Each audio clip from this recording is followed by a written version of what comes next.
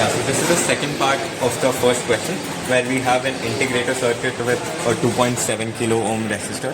Here I've given the input and then I've connected the 2.7 kilo ohm resistor here, and this is connected to the inverting terminal of the op-amp, through which a capacitor is connected to the output, and then the non-inverting terminal is given ground.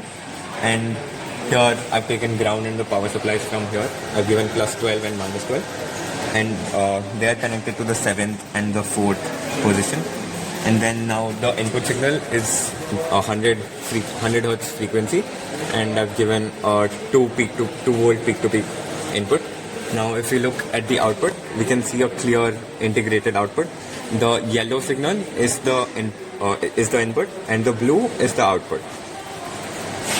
At the output, when the input is given a square wave, here we have given a square wave with amplitude plus 2 peak to peak, and then here we can see the output where we can see a clear integrated output. That is the blue signal. Hello, this is the data we have gathered from the first question, that is integrated circuit question. Here first we set the frequencies of 0.5 in intervals of 0.1. We use the resistor of 1 kilo ohm. We got the output in the oscilloscope in volts. Then after getting the output, we calculated the gain using the formula gain is equals to 20 into log base 10 V output upon V input. Our V output is this output which we got in the oscilloscope, and our V input is 2. This is the graph we have gained for the integrated circuit.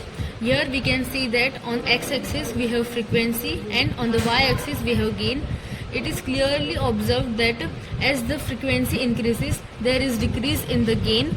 So we can conclude that in integrated circuit, on increasing the frequency, the gain decreases. Now this is the data for integrated circuit for resistor 2.7 kilo ohm. Here is the frequency. Again the frequency is in the intervals of 0.1. We got the output. After getting the output, we calculated the gain. The formula for gain is 20 into log VO by VI log base 10. Then after getting the gain, now our V output is this output which we got in the oscilloscope, and the V input is 2 volts. Again we got the same result as we got for the resistor of 1 kilo ohm. Again there is decrease in gain on increasing the frequency. On x-axis we have our frequency, and on the y-axis there is gain.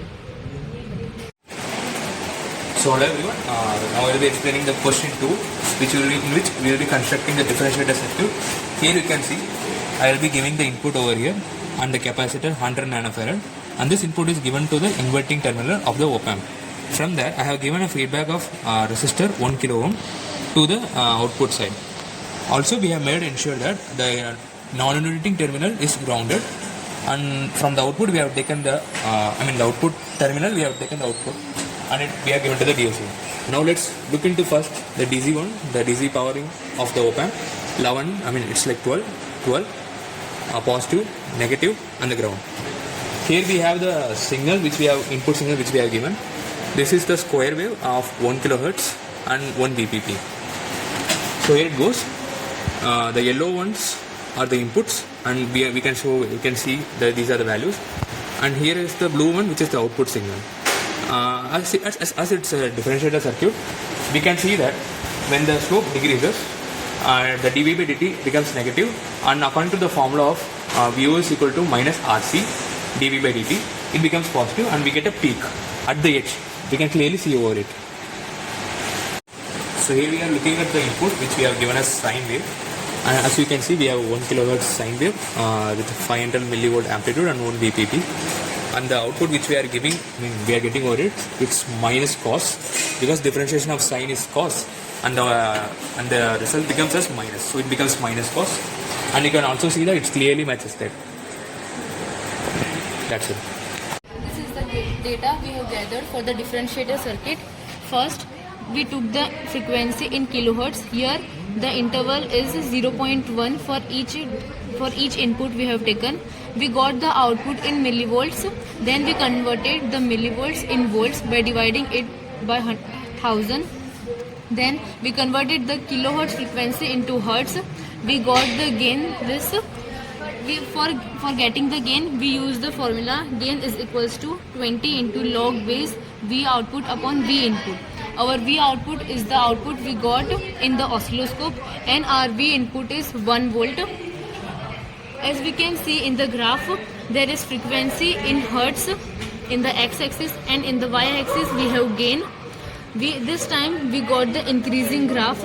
So in differentiator circuit, we can conclude that as the frequency increases, our gain also increases. 2.7 kilo ohm resistor of differentiator circuit. First, we took the input frequency in kilohertz in intervals of 0.1. Then we converted the frequency for the kilohertz frequency. We got the output in millivolts. Then we converted the frequency into hertz and the output in volts. Afterwards, we got the gain. The formula for the gain is 20 into log base 10 V output upon V input. Our V output is the gain we got in the oscilloscope, and V input is 1 volts. This is the graph we got for the differentiator circuit. We can see that on x-axis we have frequency in hertz, and on the y-axis we got the gain. It is clearly seen that as the frequency increases, our gain also increases for the differentiator circuit of resistor 2.7 kilo ohm. So I'll be explaining the circuit diagram of the third question. Here we have two sources. One source which has 1 volt peak to peak and 1 kilohertz, and the second source which has 0.5 peak to peak and 3 kilohertz. It is connected to two resistors of 1.5 kilo ohm respectively, and this is connected to the inverting terminal of the amplifier. And we also have a feedback of in parallel connection of two 1.5 kilo ohms, so that we obtain a resistance value of 1.5 kilohertz by 2. And then we have grounded the non-inverting terminal of the amplifier. So the output we get in the first half of the circuit is minus V1 plus V2 by 2, but we need the output in the same phase. So what we do is we add another op amp, another inverting op amp, which gives us the exact value just inverted. So here is the circuit that we have today for averaging the inputs that we give via this device. So first we have the input as 1 kilohertz, 1 VPP. When we check the channel 2, it becomes as 3 kilohertz, 500 milli VPP. So the circuit that we have can be explained as follows. This is channel 1's positive, this is channel 2's positive, this is channel 1's negative, channel 2's negative. So here I have given the two inputs that I have mentioned over the above device. So here is the resistors for the V1, V2. These resistors of value 1.5 kilo ohm, 1.5 kilo ohm. For the feedback, we have given two 1.5 kilo ohm in parallel to make it half of 1.5 kilo ohm, which is attached to the output point of op amp terminal. And these inputs are given to the inverting terminal of the op amp. As usual, we are charging this op amp with DC voltages plus 12, minus 12, as you can see over the red wire and the black wire respectively. And from the input, for the input, we have taken the input, and as usual we can explain that this is an inverting op amp. So the output which we will be getting as a negative of what we want, but that's not the case that we wish to have, so we need to invert it again. For that case, we will be taking this output via this white wire, giving it to the next half of our circuit. Here I have given two resistors, one with the same values, 1.5 kilo ohm, 1.5 kilo ohm, to the inverting terminal to invert it back, so that the input and output have same phase. So here is the 1.5 kilo ohm, 1.5 kilo ohm in the feedback, charging as usual, plus 12, minus 12, and here we have also made that grounding of non-inverting terminal here as well with the yellow wire. And the output is taken from the here from the second half, the inverted's inverted over this wire. So here it goes. Here is the signal that we have, the output. This is the averaged output of the two inputs that we are given here. Thank you.